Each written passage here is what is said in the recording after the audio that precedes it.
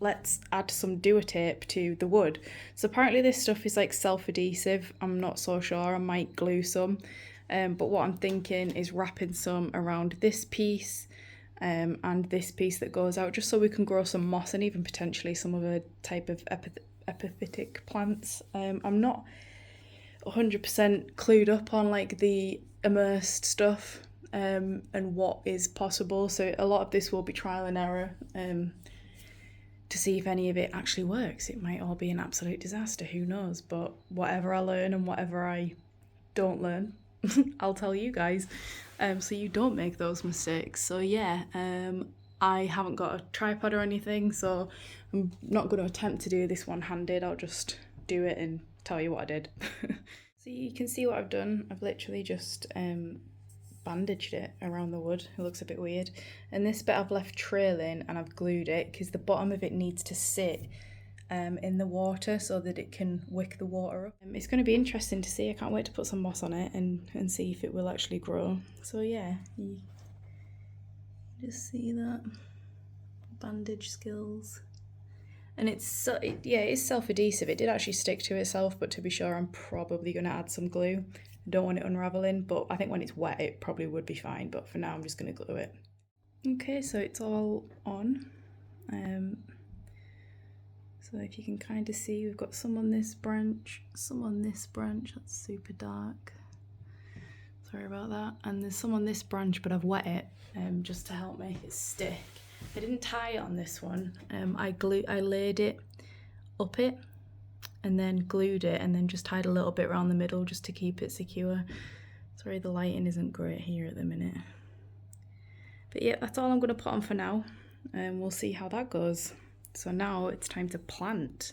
The first plant that we're going to be using today is the Pogostum erectus. Now, I've just recently grown this plant in my big new tank, and I really like it as an underwater plant, but immersed, it's incredible. I've seen it in Horizon Aquatics. They've grown it in one of their little Dua air ranges. It is absolutely stunning. It looks lovely, so I really hope that I can get that to happen. It's going to go at the back, so fingers crossed. The next plant that we're growing in the back is this one that I've never grown before, and it's called Ludwigia arcuata. I think it's got quite sort of like long needly type leaves, possibly. I don't think I've ever seen it underwater. It's just what I've heard, so yeah. We have Hygrophila pinnafatida, whatever you want to call it.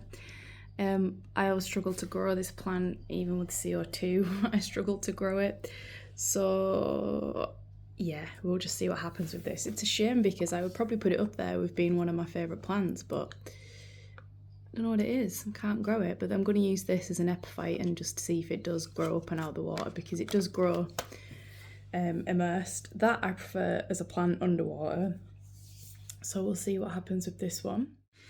The next plant we've got, one that I've never used before, probably because it's relatively new, and it's called Eriocaulon Vietnam.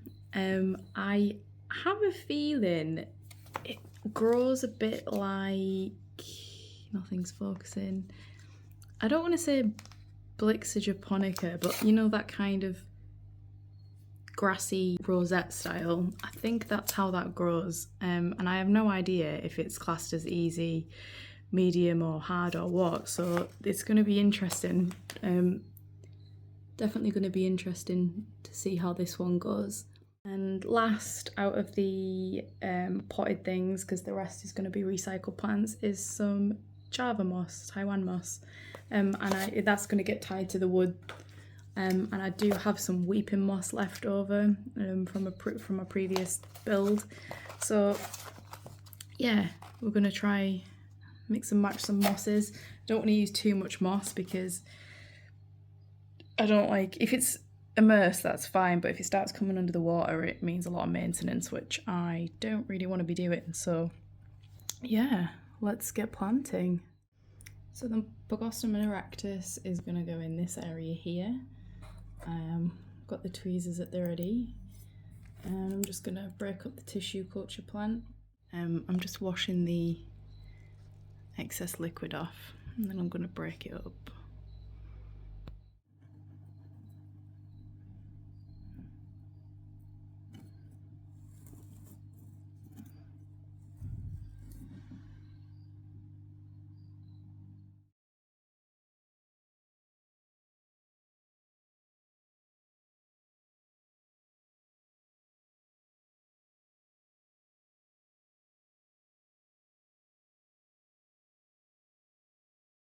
So the Ludwigia arcuata, I can't say it. So there's the Pogostemon erectus, there's the Ludwigia, and then on the other side, just in these little bits here, there's also some Ludwigia as well.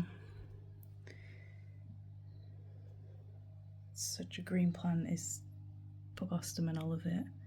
Next is Monte Carlo, but I'm leaving some of the rock wool on the bottom because it's going to be easier to plug into the gaps, and that should grow immersed and also climb down into the water as well.